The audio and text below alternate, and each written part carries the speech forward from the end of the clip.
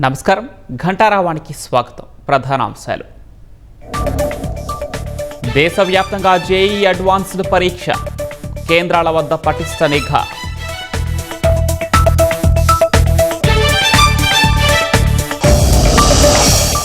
CNG ధరలను మరోసారి పెంచిన కేంద్రం, తాజా పెంపుతో ఢిల్లీలో 80 రూపాయలకు చేరిన కిలో రేటు.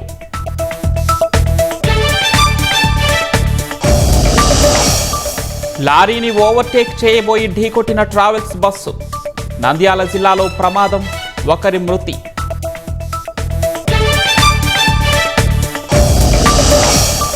రాజధాని ఎక్స్ప్రెస్లో అగ్ని ప్రమాదం, గార్డ్ అప్రమత్తతతో తప్పిన ముప్పు.